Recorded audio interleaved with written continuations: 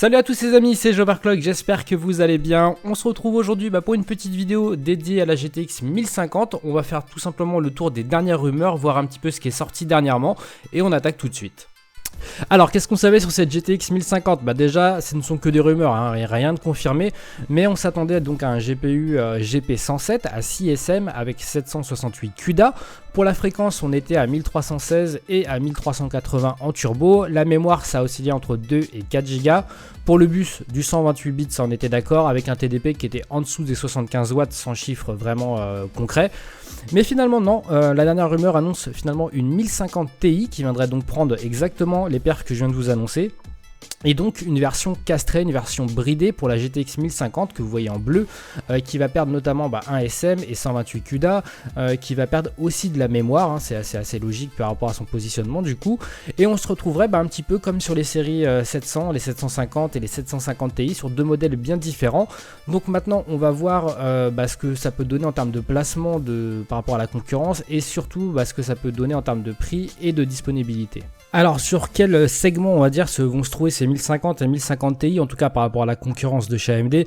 À mon avis tout simplement pour la 1050 elle va être en concurrence face à la 460, vraiment pour l'entrée de gamme en termes de GPU.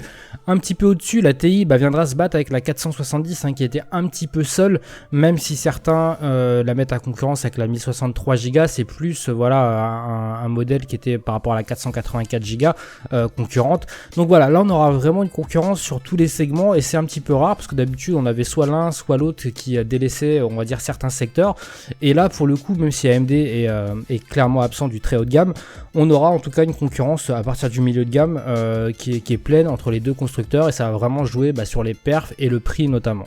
Alors maintenant en ce qui concerne le prix et les disponibilités, on aurait pour la GTX 1050 un prix de 119 $. Donc qu'est-ce que ça va donner en euros, c'est la grande question, et un lancement qui serait prévu pour mi-octobre 2016, là, donc d'ici 2 semaines, un petit peu plus.